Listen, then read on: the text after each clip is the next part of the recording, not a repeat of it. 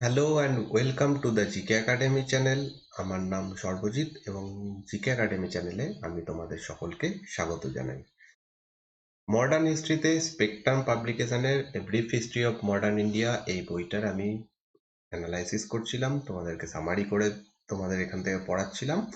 এবং এখানে আমরা এই এই সময় যে চ্যাপ্টারটা পড়ছি সেটার নাম হচ্ছে সোশিও রিলিজিয়াস মুভমেন্ট, অর্থাৎ এই সময় যে সামাজিক ধর্মীয় আন্দোলনগুলো হয়েছিল সেইগুলো সম্পর্কে আমরা পড়ছি।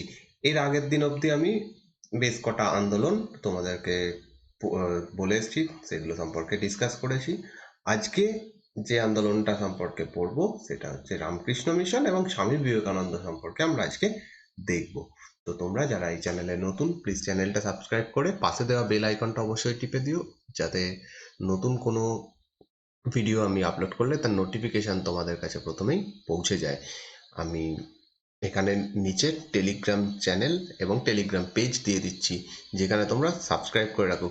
টেলিগ্রাম চ্যানেল এবং টেলিগ্রাম গ্রুপে তোমরা আমাকে কোশ্চেন করতে পারবে, আর টেলিগ্রাম চ্যানেলে তোমরা এই পিডিএফগুলো পেয়ে যাবে। এই পিডিএফগুলো আমি ভিডিও আপলোড করার পরে তোমাদেরকে দিয়ে দিই, তো সেটা তোমরা পেয়ে যাবে। তো টেলিগ্রাম চ্যানেলটা অবশ্যই সাবস্ক্রাইব করে রেখো, আর যদি নোটিফিকেশান চাও তাও তোমরা সেখান থেকে টেলিগ্রাম চ্যানেল এবং ফেসবুক পেজ থেকে পেয়ে যাবে।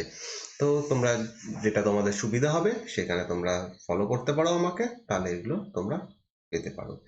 আর যদি এই ভিডিওগুলো ভালো লাগে অবশ্যই লাইক করে দিও, এবং যদি তোমরা পারো একটু তোমাদের বন্ধুদের মধ্যে একটু শেয়ার করো ভিডিওগুলো। তোমরা যে কোনো গ্রুপে যদি জয়েন থাকো, প্লিজ গ্রুপে একটু শেয়ার করো, যাতে এই চ্যানেল আরো বড় হয় এবং আমরা নতুন নতুন অনেক কিছু করতে পারি, নতুন কিছু তোমাদেরকে দিতে পারি। যেমন এখন আমি অলরেডি শুরু করে দিয়েছি, আমরা দেখতেই পাচ্ছ যে আমি আর্ট অ্যান্ড কালচারের ওপরে আমরা ভিডিও আপলোড করেছি, তো তোমরা সেগুলো দেখতে পারো। ডিটেলসে আমি ওখানে ম্যাডাম আর্ট অ্যান্ড কালচার পড়াচ্ছেন, আর তার সঙ্গে যে রাইটিংয়ের ওপর আমরা ক্লাস করছিলাম সেইগুলো কন্টিনিউ করব। সমস্ত কিছুই পরপর আমরা করতে থাকবো।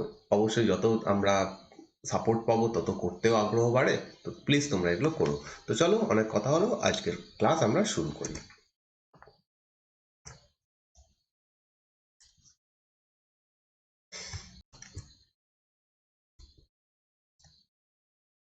তো আমাদের আজকের যে ক্লাস সেটা শুরু করব রামকৃষ্ণ পরমহংস দেবকে দিয়ে।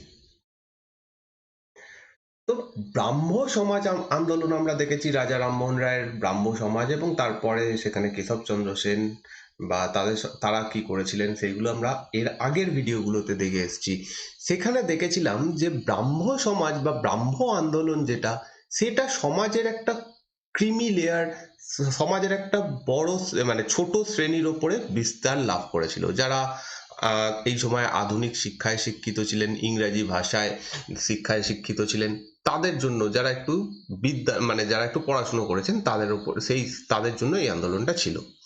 কিন্তু বাকি যে মানুষ, সাধারণ মানুষ যারা অতটা শিক্ষিত নন এই সময়, বা যারা সাধারণ মানুষ, তারা কিন্তু সেই আন্দোলনে অতটা যোগদান করতে পারেনি, বা তারা অতটা বেশি সেটাতে আগ্রহ প্রকাশ করেনি। তার পেছনে অনেকগুলো কারণ ছিল, কারণ তাদের কাছে সেই রকম শিক্ষা বা এদের আন্দোলনের যে মেন লক্ষ্য ছিল সেইগুলো গ্রহণযোগ্য হয়ে ওঠেনি। কিন্তু এই সময় এমন একজন ব্যক্তি আসেন, যার কথাবার্তা বা যার কথায় অনেক মানুষ সহজ যে পথটা সেটা খুঁজে পান। এই এনার যে আন্দোলনটা ছিল, বা এনার আন্দোলনের থেকে বড় কথা এনার যে কথাগুলো ছিল, সেগুলোই পরবর্তীকালে আন্দোলনের রূপ নেয়। এনার কথার মধ্যে মেন জিনিস ছিল হচ্ছে ভক্তি এবং যোগ। ভক্তি আন্দোলন সম্পর্কে আমরা জানি যে ভক্তি আন্দোলন ভারতে হয়েছিল, সেই ভক্তি এবং যোগ এই দুটো এনার কথার মানে এনার যে বাণীর সেটার মেন লক্ষ্য ছিল। এবং এই জিনিসগুলো খুবই সহজসাধ্য একটা ব্যাপার ছিল, খুবই সহজ সরল ব্যাপার ছিল মানুষের কাছে, তারা খুব সহজে এটা গ্রহণ করে। এনার নাম হচ্ছে রামকৃষ্ণ পরমহংস, যার অ্যাকচুয়াল অরিজিনাল নাম হচ্ছে গদাধর চট্টোপাধ্যায়। ওকে, 1836 খ্রিস্টাব্দে তিনি জন্মগ্রহণ করেন এবং 1886 খ্রিস্টাব্দে তিনি মারা যান। এবং ইনি দক্ষিণেশ্বরের যে কালী মন্দির রয়েছে তার একজন সেবায়েত ছিলেন, তার একজন পুরোহিত ছিলেন দক্ষিণেশ্বরের কালী মন্দিরের। এখানে তিনি একজন পুরোহিত ছিলেন।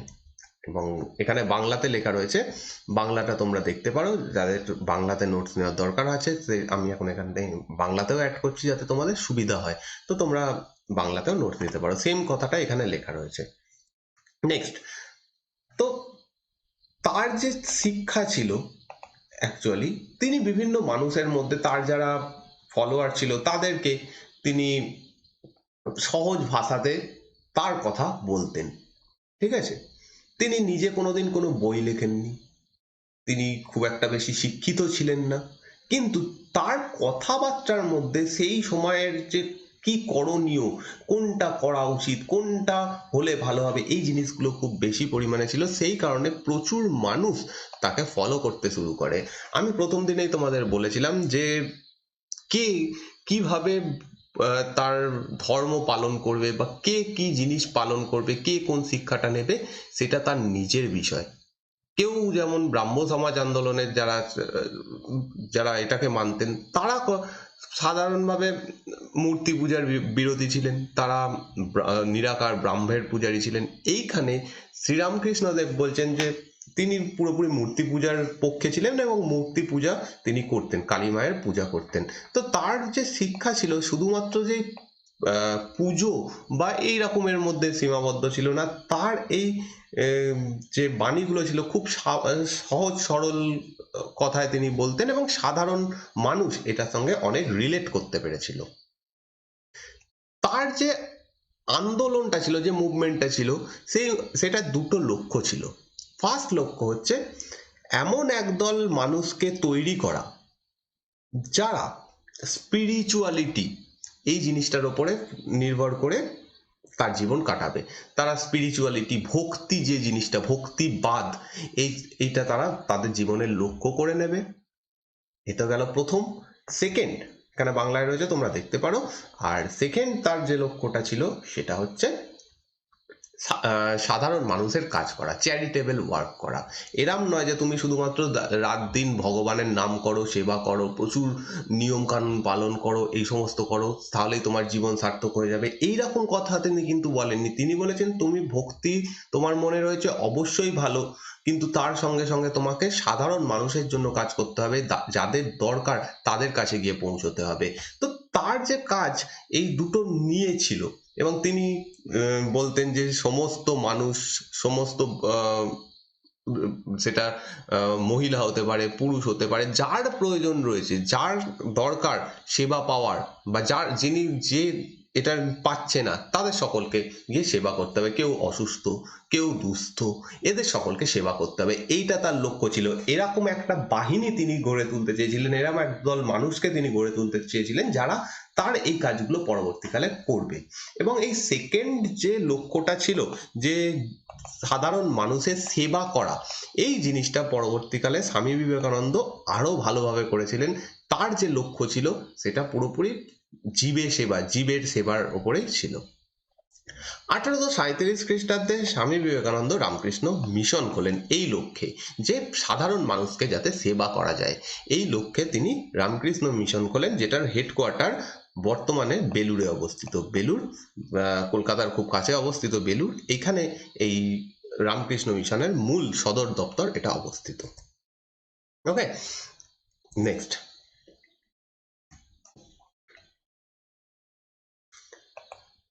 রামকৃষ্ণ পরমহংসদেবের যে শিক্ষা ছিল সেটা ট্র্যাডিশনাল ওয়েতে ছিল। এতদিন ধরে মানুষ যেটা করছে, অর্থাৎ ভক্তিবাদ, ঈশ্বরের ওপর, ঈশ্বরকে ভক্তি করা, এইটা ভক্তি আন্দোলনের একটা যেরকম ব্যাপার ছিল, সেই জিনিসটা তার মধ্যে ছিল। মেডিটেশন, যোগ, এই জিনিসটা ছিল।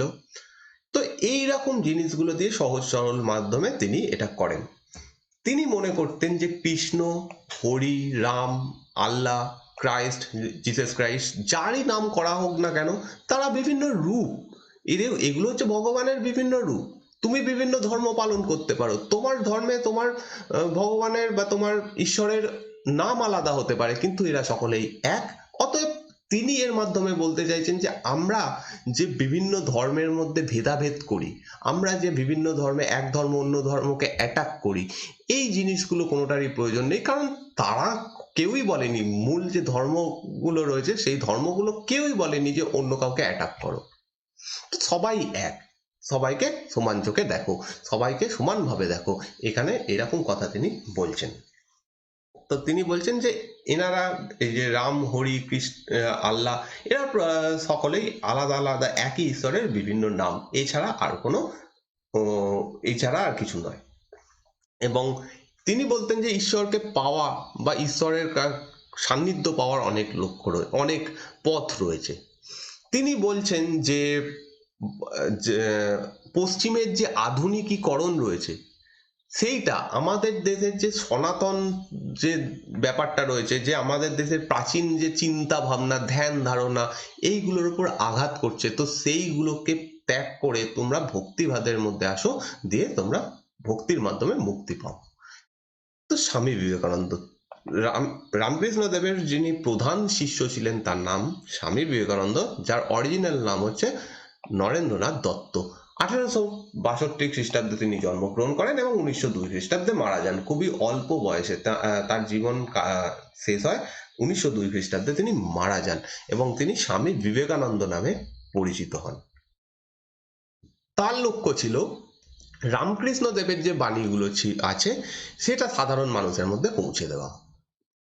এছাড়াও এবার স্বামী বিবেকানন্দের মধ্যে অদ্ভুত একটা ব্যাপার ছিল, তিনি মানুষকে শুধুমাত্র ভক্তি বা এই সমস্ত কিছু বলেননি, তিনি এগুলোও বলেছেন, প্লাস তিনি মানুষকে উদ্বুদ্ধ করেছেন। বিভিন্ন পরবর্তীকালে আমরা যখন বিভিন্ন আন্দোলনগুলো পড়ব, যে স্বাধীনতা আন্দোলন, স্বাধীনতা সংগ্রামীরা ছিলেন, তারা অনেকেই এই স্বামী বিবেকানন্দের বাণীর ওপরে মানে অনুপ্রাণিত হতেন এনার বাণীতে। তার বাণীগুলোতে কিন্তু অনেক বেশি দেশপ্রেম ছিল, অনেক বেশি সাধারণ মানুষের জন্য কিছু করার লক্ষ্য ছিল। শুধুমাত্র এখানে কিন্তু ভক্তিবাদ বা শুধুমাত্র যে তুমি ভগবানের পুজো করবে এরকম কথাবার্তা এখানে বলা নেই। স্বামী বিবেকানন্দকে বলা হয় যে নব্য হিন্দু ধর্মের প্রবক্তা। তিনি যে হিন্দু ধর্মটাকে যেভাবে তিনি দেখেছিলেন বা তিনি যে পথটা বলে গেছিলেন, সেটা হিন্দু ধর্মের যে ট্র্যাডিশনাল ওয়ে ছিল, প্রাচীন যে জিনিসটা ছিল, সেইটা ভেঙে নতুন করে এক নতুন জিনিস করে মানে হয়ে ওঠে। তাই জন্য তাকে বলা হচ্ছে নব্য হিন্দু ধর্মের প্রতিষ্ঠাতা। দেখো, এর আগে যে হিন্দু ধর্ম ছিল সেইখানে মেন যেটা ছিল সেটা হচ্ছে যাগযজ্ঞ, পূজা অর্চনা, যত বেশি নিয়ম কানুন, কঠিন কঠিন নিয়ম কানুন। স্বামী বিবেকানন্দ কিন্তু একবারও বলছেন না যে এইগুলোকে করতে হবে। তিনি বলছেন জীবের সেবা করো, তিনি বলছেন দুস্থের সেবা করো। এইগুলো দেখো, রাম এই আমাদের ব্রাহ্ম আন্দোলনের ক্ষেত্রে আমরা দেখেছি যে তারা চেয়েছিল, অর্থাৎ রাজা রামমোহন রায় চেয়েছিলেন যে হিন্দু ধর্মের নতুন করে কিছু হোক, হিন্দু ধর্মের যে প্রাচীন জিনিসটা রয়েছে সেটাকে ত্যাগ করে একটা নতুন কিছু হোক। তিনি ধর্ম সংস্কার করতে চেয়েছিলেন। এক্স্যাক্টলি সেম কাজ স্বামী বিবেকানন্দ করছেন।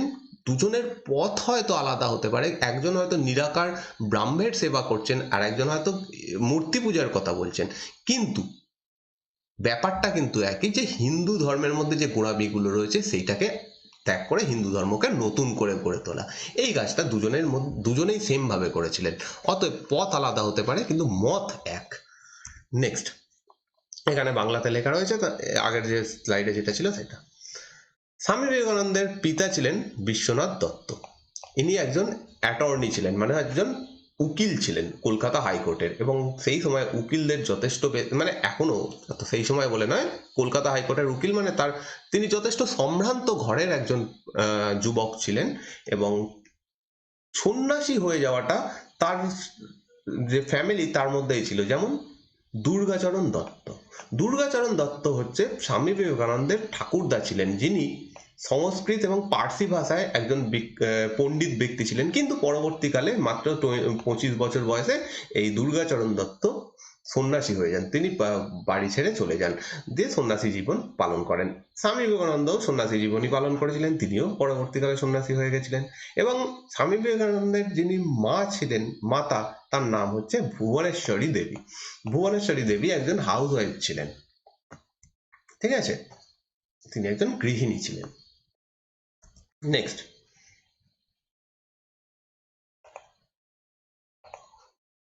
রামকৃষ্ণ দেব যেটা বলতেন যে উপনিষদ এবং গীতা, এই দুটোর উপরে এখানে যে শিক্ষাগুলো দেওয়া রয়েছে, এখানে যে কথাগুলো বলা রয়েছে, সেইগুলো তোমরা ফলো করো।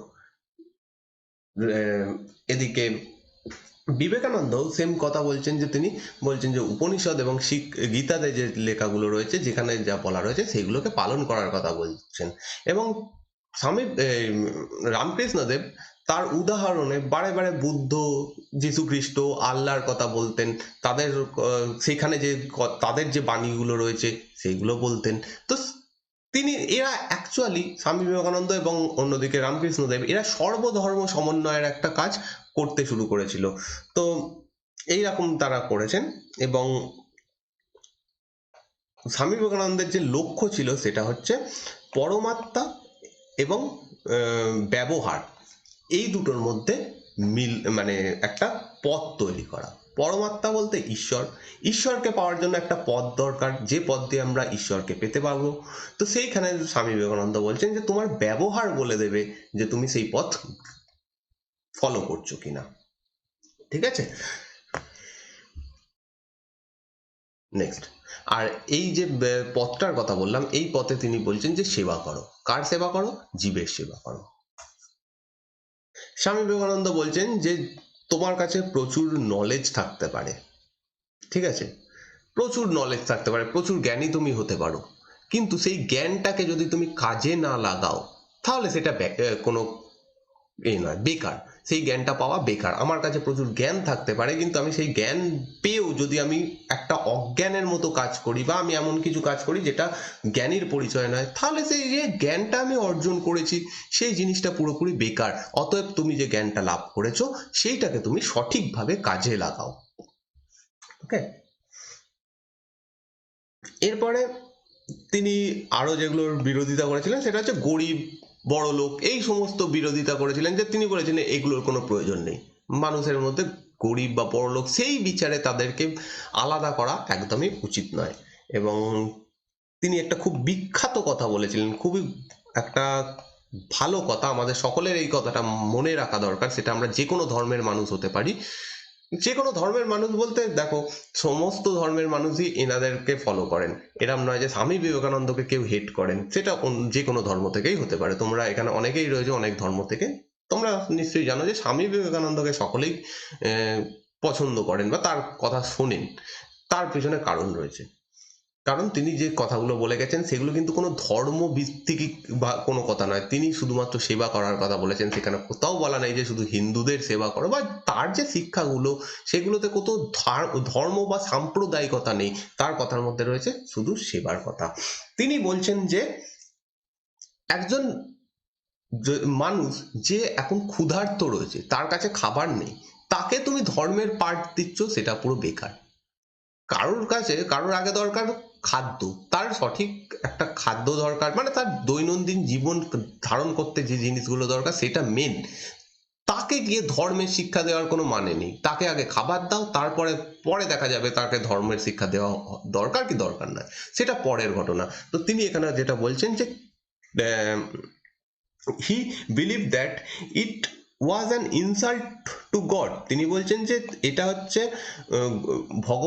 ভগবানকে ইনসাল্ট করা, যে to teach religion two A starving man. এটা ভগবানকে ইনসাল্ট করা যদি তুমি এরকম করো যে যে একজন ক্ষুধার্ত ব্যক্তি তাকে গিয়ে তুমি ধর্মের পাঠ পড়াও, তাহলে এটা তোমার জন্য ইনসাল্ট। এটা ভগবানেরও ইনসাল্ট, এটা হিউম্যানিটিরও ইনসাল্ট। তিনি এরকম একটা বড় কথা তিনি বলছেন, এবং এটা অবশ্যই সত্যি কথা। আমি যদি এখন খেতেই না পাই, আমার ধর্ম নিয়ে কি হবে? ধর্ম আমাকে খেতে দেবে না। তার আগে আমার উচিত মানে মানে মানুষের উচিত যে যে ক্ষুধার্ত তাকে খাবার তুলে দেওয়া। তো এনার যে এটা ছিল শিক্ষাটা ছিল, সেটা পুরোপুরি সেকুলার ছিল। এরম নয় যে সেটা তো শুধুমাত্র হিন্দু ধর্মের জন্যই ছিল আর হিন্দু ধর্মেরই মানুষই ফলো করবে, এরকম নয়। তার যে শিক্ষাটা ছিল সেকুলার শিক্ষা ছিল। এখানে যে ছবিটা তোমরা দেখতে পাচ্ছ সেটা বিখ্যাত শিকাগো সম্মেলনে গিয়ে স্বামী বিবেকানন্দ বাকিদের সঙ্গে তুলেছিলেন। তো সেরকম একটা ছবি এখানে আমি অ্যাড করেছি। ওকে, এখানে বাংলাতে রয়েছে, তোমরা বাংলাতেও পড়তে পারো। নেক্সট,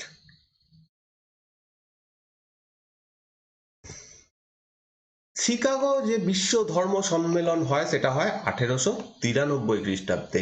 এখানে একটা বিশ্ব ধর্ম সম্মেলন হয়। অ্যাকচুয়ালি এখানে হয় কি, বিভিন্ন ধর্মের মানুষ একটা জায়গায় সমবেত হয়ে তাদের যে ধর্ম রয়েছে সেই ধর্মের কথা সকলের সামনে তুলে ধরত। এখানে যে সম্মেলনটা হতো হয়েছিল সেটা এইরকম হতো। এবার স্বামী বিবেকানন্দ প্রথম দিকে বলার কোনো সুযোগ পেতেন না। এখানে একটু গল্প রয়েছে, সেটা আমি একটু বলছি যাতে ইন্টারেস্টিং হয়। স্বামী বিবেকানন্দ প্রথমে বলতে পারতেন না। অনেকে বলছেন, অনেকে বক্তৃতা দিচ্ছেন, প্রত্যেকে তাদের ধর্মের কি ভালো রয়েছে, তাদের ধর্মেরকে কেন ফলো করা উচিত, মানে এক কথায় ধর্ম প্রচার যেরকম সেরকম চলছে। স্বামী বিবেকানন্দ অনেক পরে শেষের দিকে তিনি বলার সুযোগ পান। তিনি যখন ওঠেন, ধর্ম সম্পর্কে কোনো কথা না, তিনি নিজে হিন্দু ধর্মের রিপ্রেজেন্টেটিভ হিসেবে সেখানে যান, কিন্তু তিনি হিন্দু ধর্ম বা কোনো ধর্ম সম্পর্কে কোনো কথা বলেন না। তিনি প্রথম যে সম্বোধন করেন যে সবাইকে ভাই এবং বোন এরকম ভাবে সম্বোধন করেন, বলেন, এবং তার পুরো স্পিচটাতে একটুও কোথাও হিন্দু ধর্ম বা কোনো ধর্মের কথা নেই। তিনি যে কথাগুলো বলেন সকলে আপ্লুত হয়ে যায়, কারণ এইরকম কথা এর আগে পর্যন্ত যতজন বলে গেছেন কেউ কিন্তু বলেননি। তারা সকলে নিজেদের ধর্মের কথা বলেছেন। তো অন্য রকমের একটা কথা, আর এনার কথা এতটাই ভালো ছিল, আমরা হয়তো কেউই শুনিনি তার কথা, কিন্তু যারা সেই সময়কার লেখক তারা লিখছেন যে ইনি এত ভালো কথা বলতে পারতেন, তার কথা বলার স্টাইল এত ভালো ছিল, সেটা শুনে সেইখানকার মানুষ স্তম্ভিত হয়ে যায়, সবাই অবাক হয়ে শুনতে থাকে। কোনো পিন ড্রপ সাইলেন্স, কোনো কেউ কথা বলছে না, সবাই হাঁ করে একজনের দিকে তাকিয়ে আছেন, তিনি দীপ্ত কণ্ঠে বলে যাচ্ছেন। এরকম একজন ব্যক্তিত্ব তিনি ছিলেন, এবং এমনিও প্রচন্ড গুণী মানুষ ছিলেন ইনি, প্রচন্ড ভালো বিদ্বান মানুষ ছিলেন এই স্বামী বিবেকানন্দ। তো এরকম একটা ঘটনা হয়। এই বিখ্যাত শিকাগো যে ধর্ম মহাসভা, এটা হচ্ছে 1893 খ্রিস্টাব্দে শিকাগো শহরে, আমেরিকার শিকাগো শহরে। তিনি বলছেন যে পশ্চিমের যে শিক্ষা রয়েছে, আধুনিকীকরণ রয়েছে, সেইগুলোর সঙ্গে সেটাও দরকার, সেরকম নয় যে সেটা দরকার নয়, সেটাও দরকার, কিন্তু পূর্ব দিক বলতে আমাদের যে দিকটা, পূর্ব দিকের যে স্পিরিচুয়ালিটি রয়েছে সেই দুটোর মিশ্রণ থাকা দরকার। আমি আমি একজন ভারতীয়, আমি কেন আমার ট্র্যাডিশনকে ত্যাগ করব? আমি আমার ট্র্যাডিশনকে ফলো করব। বা হতে পারে আমি একজন হিন্দু বা কেউ একজন মুসলিম ব্যক্তি, সে কেন তার ট্র্যাডিশনকে ছেড়ে দেবে? তার যে তার ধর্ম যা শেখাচ্ছে বা আমার ধর্ম যা আমাকে যা শেখাচ্ছে, আমি এগুলোকে ছাড়বো না। কিন্তু এর মানে এই নয় যে যা বলা হয়েছে সেটাই আমি চোখ বন্ধ করে ফলো করব। আমি আমার বুদ্ধি দিয়ে বিচার করব যে এর মধ্যে থেকে কোন জায়গাটা ভালো, আমি সেটা নেব। আমি দেখব যে বাইরের কোন জিনিসগুলো ভালো রয়েছে, পশ্চিমের কি ভালো রয়েছে, অন্যান্য ধর্মের কি ভালো ভালো দিকগুলো রয়েছে, সেইগুলোকেও আমি ফলো করব। এরম নয় যে আমি হিন্দু ধর্ম ফলো করি বলে বা আমি একজন ভারতীয় বলে আমি অন্য কিছু নেব না, অন্য কিছুকে ফলো করব না, যেখানে যেটা ভালো সেটাই আমি ফলো করব। এটাই আমাদের লক্ষ্য হওয়া উচিত, একজন মানুষের লক্ষ্য হওয়া উচিত। পরে আসবে ধর্ম, পরে আসবে সমস্ত কিছু। তো এনার বক্তব্যের এটা হচ্ছে একটা জিস্ট, ছোট করে তিনি এটাই বলতে চেয়েছিলেন। ওকে, এখানে যে ছবিটা তোমরা দেখতে পাচ্ছ, এটা হচ্ছে সেই বিখ্যাত শিকাগো ধর্ম মহাসভার। ওকে, নেক্সট, ইউএসএ তে যখন তিনি ছিলেন, আমেরিকাতে তিনি অনেক এখানে করেন, বেদান্তের উপরে লেকচার দেন, সেখানকার মানুষদের কথা বলেন, এবং তার এতটা বেশি পপুলারিটি এতে হয়ে গেছিল এখানে আমেরিকাতে, যে তার বক্তৃতা শোনার জন্য ভিড় হয়ে যেত, এত ভিড় হতো সেটা সামলানো যেত না, পুরো ভর্তি হয়ে যেত, এত ভিড় হতো। এরপরে তিনি লন্ডনে যান, লন্ডনে গিয়ে সেখানে বক্তৃতা দেন। ফাইনালি তিনি 1897 খ্রিস্টাব্দে ভারতে ফিরে আসেন। ওকে, এটাও বিখ্যাত সেই সম্মেলনের একটা ছবি।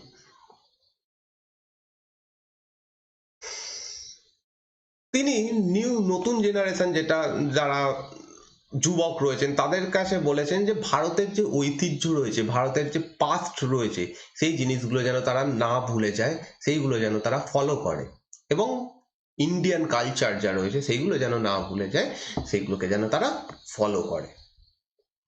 ওকে, সংস্কৃতি, শিক্ষা, এই জিনিসগুলোকেও আমাদের মেনে চলা উচিত। অবশ্যই ভালো জিনিস নেব, কিন্তু ভারতের যেগুলো রয়েছে সেগুলো মেনে চলা উচিত।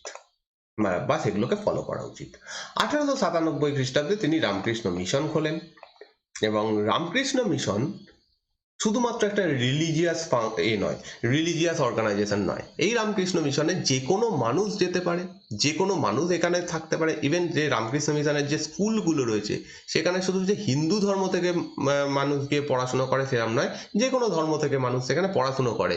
তো এটা এমন একটা অর্গানাইজেশন, এর কোনো রিলিজিয়াস কোনো নেই, মানে ধর্ম সহ শুধুমাত্র কিছু নেই, কোনো ধর্মের মানুষই শুধু এখানে পড়তে পারবে এরকম কোনো ব্যাপার নেই। আর এরা প্রচন্ড সোশ্যাল রিফর্মের উপর কাজ করে। তখনও করতো, যখন কার কথা আমরা বলছি, যখন রামকৃষ্ণ মিশন প্রতিষ্ঠা হয় তখন এরা বিভিন্ন সোশ্যাল রিফর্মের জন্য কাজ করে। স্বামী বিবেকানন্দ বলছেন যে সেবা করা, জীবের সেবা করাই হচ্ছে শিবের সেবা করা। অর্থাৎ তুমি যদি মানুষের বা মানুষ নয় শুধু, তুমি যদি সমস্ত প্রাণীর সেবা করো তাহলেই তোমার পুজো করা হয়ে যাবে। তুমি যারই পুজো করো, শিব বলতে এখানে বোঝানো হচ্ছে যে তুমি যদি কাউকে পুজো করতে চাও, তুমি সাধারণ মানুষকে, পশু পাখিকে, তাদের প্রতি ভালো ব্যবহার করো। এখানে কোথাও রিলিজিয়াস কোনো কথা রয়েছে? নেই। এখানে তিনি বলছেন যে সাধারণ মানুষকে সেবা করো, তাহলেই তোমার ভক্তি, তোমার পুজো, সমস্ত কিছু হবে, ভগবান তাতে খুশি হবে। এখানে কোথাও বলা নেই যে তোমাকে কঠিন কঠিন নিয়ম পালন করতে হবে।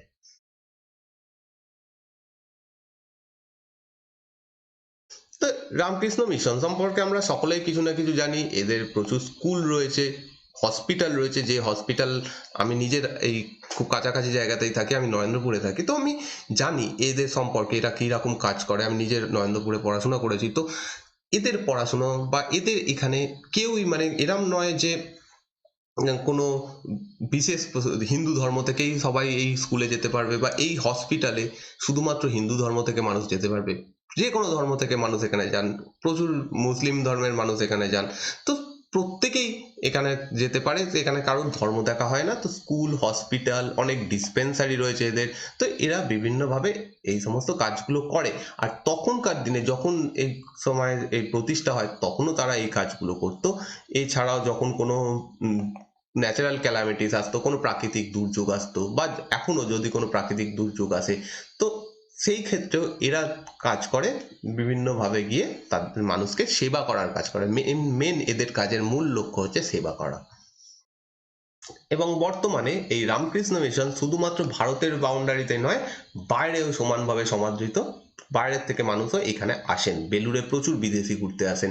তো এটা একটা ওয়ার্ল্ড ওয়াইড একটা অর্গানাইজেশনে পরিণত হয়ে গেছে।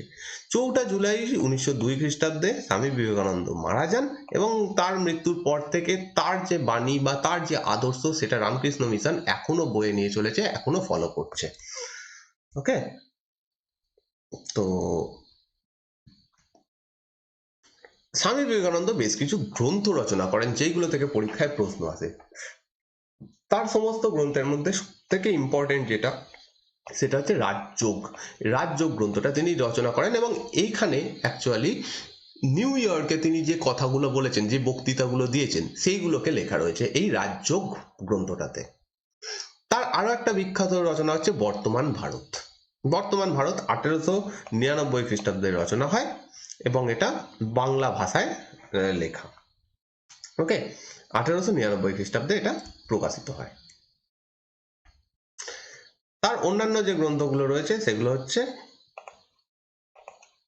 সঙ্গীত কল্পতরু, এটা 1887 খ্রিস্টাব্দে লেখা হয়। কর্মযোগ 1896 খ্রিস্টাব্দে লেখা হয়। রাজযোগ 1896 খ্রিস্টাব্দে তিনি লেখেন। বেদান্ত ফিলোসফি, এটা তিনি লেখেন 1896 খ্রিস্টাব্দে। বর্তমান ভারত বাংলা ভাষায় এটা 1899 খ্রিস্টাব্দে লেখা হয়। উদ্বোধন, এটা তিনি লেখেন এবং হচ্ছে জ্ঞানযোগ, জ্ঞানযোগ 1899 খ্রিস্টাব্দে তিনি লেখেন। তো এইগুলো হচ্ছে তার প্রকাশিত বিভিন্ন বই। এরপরেও তার যে বাণী নিয়ে অনেক গ্রন্থ রচনা হয়েছে, প্রচুর গ্রন্থ রয়েছে এরকম। কিন্তু এইগুলো প্রত্যেকটাই ইম্পর্টেন্ট, এইগুলো থেকে পরীক্ষায় প্রশ্ন আসতে পারে।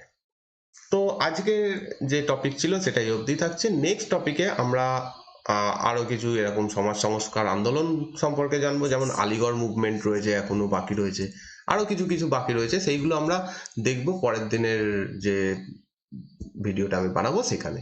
তো এটা তোমাদের কেমন লাগলো অবশ্যই জানিও। এই যে টপিকগুলো এখানে থেকে মেনলি মেন্সে বা প্রশ্ন দরকার লাগতে পারে, এখান থেকে ব্রড কোশ্চেন আসতে পারে। আর যে এমসিকিউ যেগুলো থেকে আসতে পারে সেগুলো আমি বললাম কোন কোন জায়গা থেকে এমসিকিউ গুলো আসতে পারে, সেগুলো তোমাদের নোট করতে হবে।